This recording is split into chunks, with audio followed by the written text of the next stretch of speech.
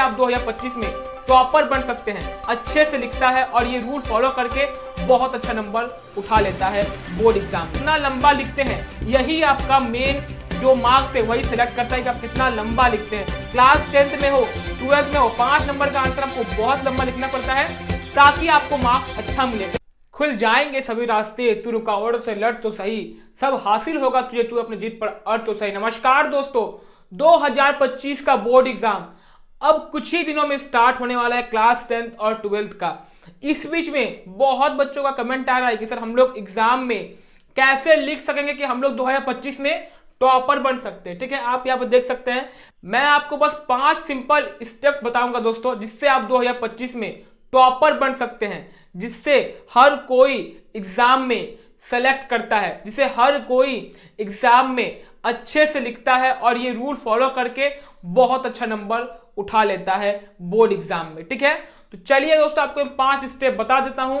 तो अगर आप दोस्तों चैनल पर नए हैं तो चैनल को सब्सक्राइब करने के साथ साथ वीडियो को लाइक करना ना भूले, अपने फ्रेंड्स को शेयर करना ना भूले, ताकि वे लोग भी ये 5 स्टेप्स मेन स्टेप्स जान जाए जो बस एक टॉपर ही यूज करता है। जो एग्जाम जो है, जो आपको एग्जामिनर जो पेपर जो चेक करता है वो ये 5 स्टेप्स को बस खोजता है। अगर ये 5 स्टेप्स आप फॉलो करते हो तो आपको पूरी नंबर मिलता है।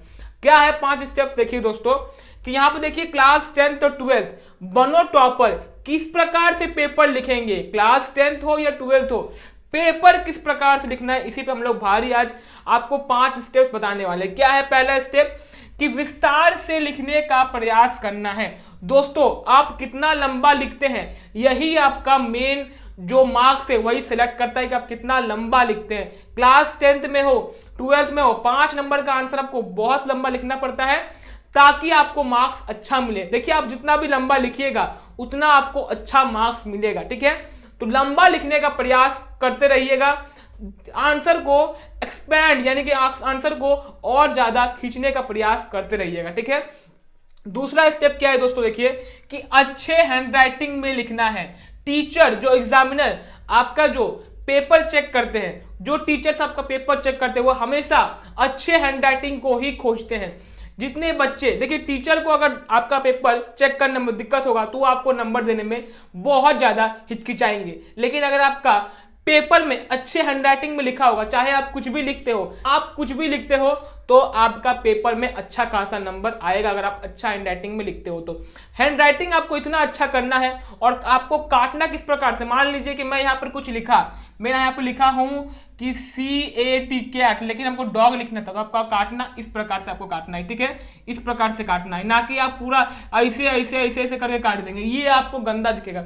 कि काटो भी इतना अच्छे से कि वो सुंदर लगे। ठीक है, और उसी प्रकार से आपको काटना है। ठीक है, तो इसी अच्छे हैंडराइटिंग को लेकर आपको एक अच्छा सा पेपर लिखना है ताकि आप लोगों को अच्छा नंबर मिल सके। तीसरा स्टेप क्या है, देखिए दोस्तों कि ऊपर का 5 लाइन और नीचे का 5 लाइन को क्वेश्चन के मुताबिक लिखना है।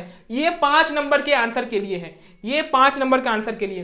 देखिए आप सभी को पता है कि 5 नंबर का आंसर बहुत लंबा लिखना पड़ता है, तो 5 नंबर का आंसर जो है वो याद करने जाए पॉसिबल नहीं है, उसमें आपको पूरा स्टोरी लिखना पड़ता है या फिर पूरा कैरेक्टर्स लिखना पड़ता है। ठीक है, तो ऊपर का जो 5 लाइन है और नीचे का 5 लाइन है, आप प्रयास कीजिए कि हम क्वेश्चन के मुताबिक लिखे।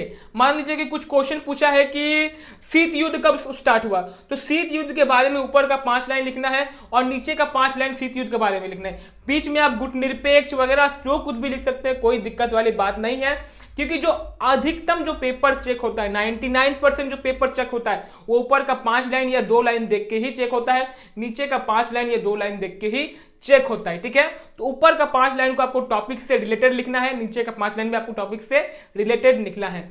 और यहाँ पे देखिए चौथा स्टेप क्या बोल रहा है कि कोई भी क्वेश्चन को छोड़ना नहीं है। बहुत बच्चे क्या करते हैं, क्वेश्चन नहीं आता है छोड़ देते हैं, नहीं, कोई भी क्वेश्चन को छोड़ना नहीं है। जिसका आंसर आपको नहीं होता है, मान लीजिए कि आपको क्वेश्चन पूछ रहा है कि फ्रांस की क्रांति के बारे में उल्लेख लिखिए, ये आपको आंसर नहीं आता है तो आप इससे रिलेटेड लिख सकते हैं कि फ्रांस की क्रांति इन इन वजहों से हुआ था, इससे रिलेटेड लिख सकते हैं, लेकिन उसको छोड़ना नहीं है। अगर आपको वो नहीं आता है तो आप दूसरा आंसर लिख दीजिए, लेकिन आपको वो छोड़ना नहीं है। उसमें आंसर में आपको नहीं से कम 1 से 2 नंबर तो मिल ही जाएगा। अगर आपको वो आंसर आप छोड़ देंगे तो आपको 1 भी नंबर नहीं मिलेगा, लेकिन आप कुछ अगर लिख देंगे तो आपको 1 से 2 नंबर, अगर 5 नंबर का क्वेश्चन होगा तो 1 से 2 नंबर मिल जाएगा।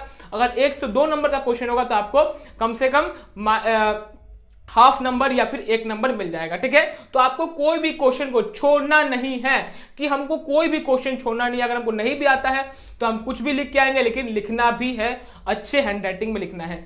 5वां स्टेप, आज का लास्ट स्टेप क्या बोल रहा है, देखिए, छोटे क्वेश्चन को पहले करना ताकि बड़े प्रश्नों के लिए समय मिले। ठीक है, छोटे क्वेश्चंस को पहले करना है। ठीक है, क्योंकि बहुत बच्चे क्या करते हैं ना, छोटे क्वेश्चन को बाद में करते हैं, बड़े प्रश्न को पहले अटेम्प्ट करते हैं।